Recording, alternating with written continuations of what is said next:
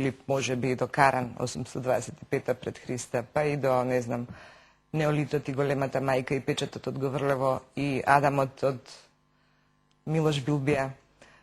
А некои не се сеќаваат ни на 2001-та, знаете. Сега... Знам. Тука е точно таа една дискутабилност во оваа асоциација, значи, и тука намерно инсистирам на ставовите на соговорниците, особено околу античка Македонија. Па нема ништо спорно да се дискутира. Не би си дозволил сам на себе да во една ваква можност не дискутирам, односно имам некаков дипломатски одговор. Нема потреба такво нешто. Мислам дека ние имаме обврска да се сеќаваме. Сега знаете како одредени луѓе не сакаат да се сеќаваат и тоа може да биде некаков нивен хендикеп. Така. Одредени нации спротивно на тоа сакаат во своето сеќавање се да впијат.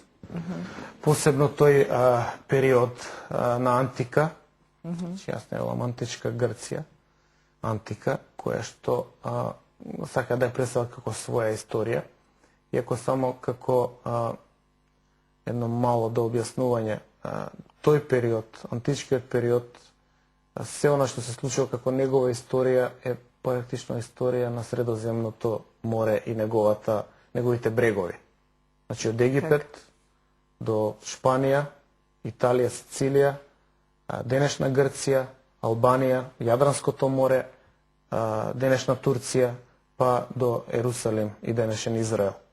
Една држава, денешна, многу пати помала од ова што го споменавме, сака да си ја припише на себе целата историја и сеќавање колективно од тоа време како нивен дел и да се представи како еден нивен наследник. Мислам дека е тоа голем проблем за нив самите, но за нивна среќа не сме биле во историски погодна позиција да навреме создадеме држава која што би можела да зрее додека зрее и нивната држава и која што би можела да постави еден опозит, односно да постави и собствено сваќање на работите, односно да му објасни на светот дека не е така.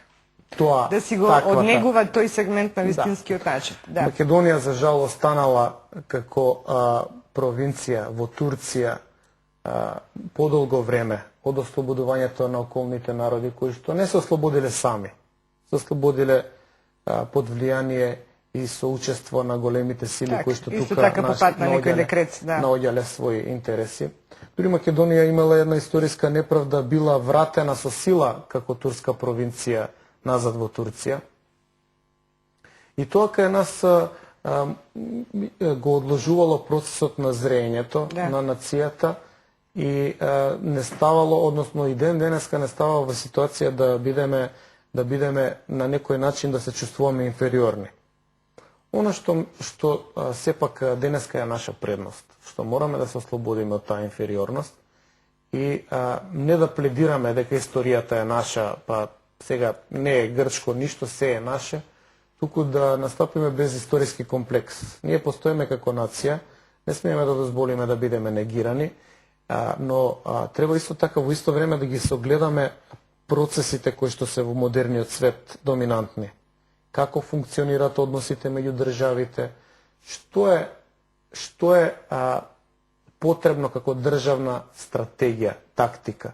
Ако сакате и троштина, за да нашата држава опстане, опстои, остане, успее да се етаблира, да биде рамноправен дел од западната цивилизација.